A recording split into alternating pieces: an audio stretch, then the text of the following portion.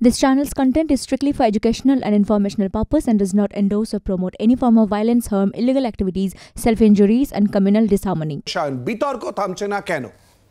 দেখুন, প্রথম কথা হচ্ছে আমাদের দেশে যিনি সংবিধানে হাত রেখে শপথ নিয়ে মন্ত্রী হয়েছেন তিনি সেই সংবিধানের প্রণেতাকে বি.আর. আম্বেদকরকে তিনি আক্রমণ করছেন এবং যে ভাষায় উনি বলছেন আনপার্লামেন্টারি ওয়ার্ড ইউজ করছেন কার্যত, এটা আনপ্রেসিডেন্টেড এবং এ বিজেপির দ্বারাই একমাত্র সম্ভব। এবং যেহেতু অমিত শাহ মন্তব্য করবার পরে গোটা দেশ জুড়ে সমালোচনার ঝড় বইছে, প্রত্যেক কটা মহলে সমালোচনার ঝড় বইছে।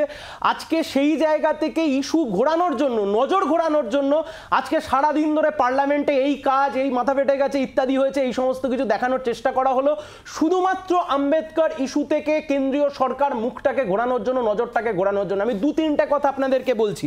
স্বাভাবিকভাবেই বিজেপি, আরএসএস, সংঘ পরিবার এদের তো রাগ থাকবেই, ভারতবর্ষের সংবিধানের ওপর রাগ থাকবে, বি.আর. আম্বেদকরের ওপর রাগ থাকবে। তার কারণ দলিত, আদিবাসী, সংখ্যালঘু, পিছিয়ে পড়া মানুষ, এদেরকে আরো ক্ষমতাশালী করো, মূল স্রোতে নিয়ে আসো, সংবিধানের মূল ভাবনা। বিজেপি তো চায়নি। 1993 সাল 1 জানুয়ারি হোয়াইট পেপার পাবলিশ করে আরএসএস বলছে ভারতবর্ষের সংবিধান নাকি অ্যান্টি হিন্দু এবং পরবর্তীকালে মুরলী মনোহর যোশী তাকে সাপোর্ট করছেন। এবং আপনি যদি শেষ লোকসভার স্লোগান শোনেন, আপকি বার 400 পার, আসল গল্প কি ছিল? আসল গল্প ছিল আপকি বার 400 পার পেয়ে ভারতবর্ষের সংবিধানকে বদলে দেব। সেটা যখন বদলাতে পারেননি, বিজেপির নেতা সুব্রমণিয়াম স্বামী সুপ্রিম কোর্টে মামলা করে বললেন সোশ্যালিস্ট এবং সেকুলার এই দুটো শব্দবন্ধনীকে সরিয়ে ফেলতে হবে প্রিয়াম্বেল থেকে। সেই মামলা ছুঁড়ে ফেলে দিয়েছে গত মাসে সুপ্রিম কোর্ট। সেই বিজেপি গতকাল ঝুলি থেকে বেড়াল বেরিয়ে পড়লো। এই যে বিজেপি বলে না দেশপ্রেমের কথা, এই বিজেপি সেই বিজেপি যে বিজেপি এদেশের সংবিধান মানতে চাইবে না। এই বিজেপি, এই আরএসএস, সেই আরএসএস 2003 সাল অবধি যাদের মুখ্য দপ্তর নাগপুরে ভারতবর্ষের তেরঙ্গা পতাকা উড়বে না। কিন্তু এই বিজেপি গতকাল ঝুলি থেকে বেরিয়ে পড়ে কি কথা বলে ফেললেন? আম্বেদকর নিয়ে যে মনোভাব তারা পোষণ করেন, আম্বেদকর নিয়ে দলিত বিরোধী যে মনোভাব তারা পোষণ করেন তা বেরিয়ে এলো। শিলাদা এই জায়গা থেকে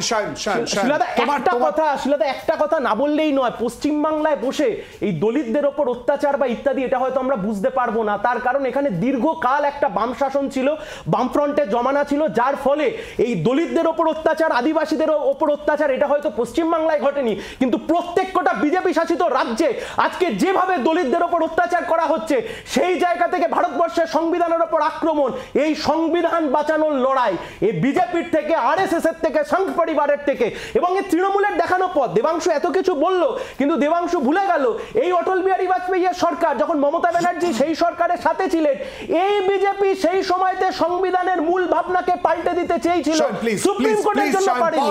পর অভিযোগ করেছে সর্বরিদি না। প্রথম কথা হচ্ছে যে কথাটা অমিত শাহজি বলেছেন যে যারা এতবার আম্বেদকর করেন, অর্থাৎ কারা?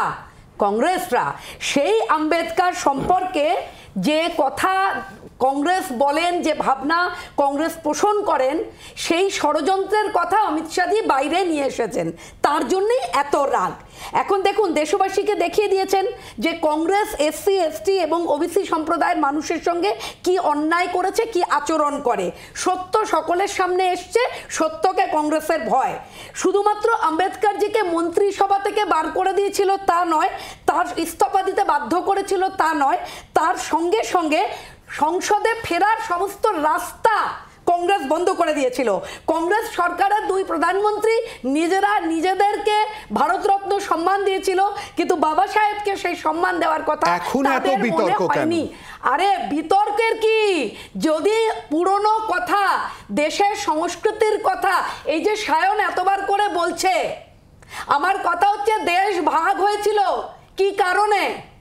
কি কারণে? সায়ন আমার থেকে অনেক বয়সে ছোট। 1947 সাল দেশ ভাগ, স্বাধীনতা নাকি ওটা ক্ষমতার হস্তান্তর? কেমন সেই সময় দাঁড়িয়ে আজকে এই পরিপ্রেক্ষিতে যখন আমরা আম্বেদকরজি সম্পর্কে কথা হচ্ছে, তখন ভারতবর্ষের স্বরাষ্ট্রমন্ত্রী তিনি জানাচ্ছেন যে এই কংগ্রেস কি জাতীয় ষড়যন্ত্র করেছিল আম্বেদকরের বিরুদ্ধে, বারবার না বললে হবেই না, বারবার কি জাতীয় ব্যবহার করেছিল। কেন্দ্রীয় স্বরাষ্ট্রমন্ত্রী অমিত শাহ কংগ্রেসের বাবা সাহেব আম্বেদকরের যে প্রতি যে ঘৃণার লজ্জাজনক কাহিনী সেইটাকে সামনে রেখেছে, তার জন্যই মুখ বাঁচানোর জন্য কংগ্রেসের এত একটুখানি আটকাছি আসবো সুস্মিতাদি। বারবার কিন্তু অভিযোগ, এবং আজকেও যে ছবি আমরা দেখলাম ধাক্কাধাক্কি, একেবারে রক্তারক্তির পরিস্থিতি, তো ভাবা যাচ্ছে না। দেখুন, প্রথমত বলতে হয় যে আজকে রাহুল গান্ধীকে লোকসভায় কিন্তু ধাক্কা মেরেছে বিজেপির সাংসদরা, যারা সেখানে না, আমি কিন্তু কারোর সময় বলিনি, আমি কিন্তু কারোর সময় বলিনি। এবং রীতিমতো রাহুল গান্ধীকে থ্রেট করেছে যখন এন্ট্রেন্স দিয়ে ঢোকার চেষ্টা করছিলেন আমাদের এমপিরা সেই সময়। আজকে যে কোনো সাংসদের মানে সংসদে ঢোকার মানে এন্ট্রেন্স দিয়ে ঢোকার তাদের মানে এটা অধিকার। এবার বলতে হয় যে তৃণমূল আজকে যেই পোস্টটা করেছে, আপনারা বলছেন এক্স স্যান্ডেলে করেছে, দলিত বিরোধী বিজেপি, অবশ্যই দলিত বিরোধী বিজেপি, কিন্তু অবশেষে এই আদানি এবং মণিপুর এই নিয়ে যখন তৃণমূল চুপ করেছিল, তারপরে যখন তৃণমূল আজকে মুখ খুলেছে এই বিষয়, আমাদের দেখে খুব ভালো লাগলো। এবং তার সাথে আমি একটা, এখন আম্বেদকরকে নিয়ে এই বিতর্কের জায়গা কেন তৈরি হলো?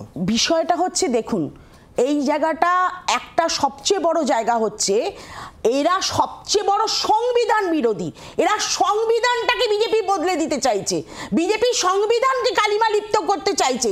তাই জন্য আজকে সংবিধান প্রণেতা বি আর আম্বেদকরকে আজকে তারা এইভাবে ছোট করে দেখানোর চেষ্টা করছে। আজকে বিজেপি অনেক রকম এক্সপ্লেনেশন দিচ্ছে। আজকে যেভাবে আমাদের স্বরাষ্ট্রমন্ত্রী অমিত শাহ বলেছেন যে এটা নাকি একটা ফ্যাশন, তার নামটা বারংবার বলার, এর থেকে ভগবানের নাম করলে সে 7 জন্ম স্বর্গ লাভ করত।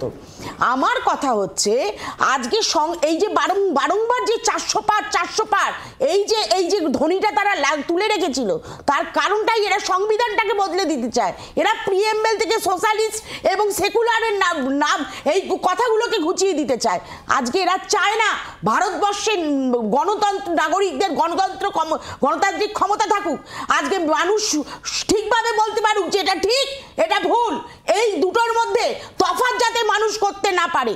এবং সবচেয়ে বড় কথা হচ্ছে যেই দলিতদের নিয়ে কথা হচ্ছে, সেই দলিতদের বিষয় এসসি এসটি ওবিসি এদেরকে মেন স্ট্রিমে ফিরিয়ে আনার জন্য কংগ্রেস অনেক রকম লড়াই করেছে এবং সংবিধানে তার প্রত্যেকটা জায়গা থেকে।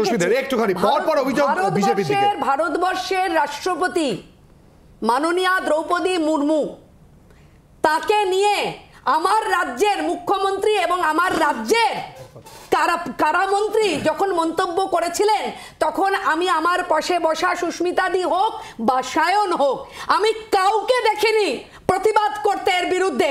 আজকে যারা দলিত প্রেম নিয়ে দারুণ কথা বলছে, অথচ আমার দেশের রাষ্ট্রপতি দ্রৌপদী মুর্মু ভারতীয় জনতা পার্টির সরকারে সেন্ট্রাল ভিসা উদ্বোধন হলো, সেদিনকে কেন রাষ্ট্রপতি দ্রৌপদী মুর্মুকে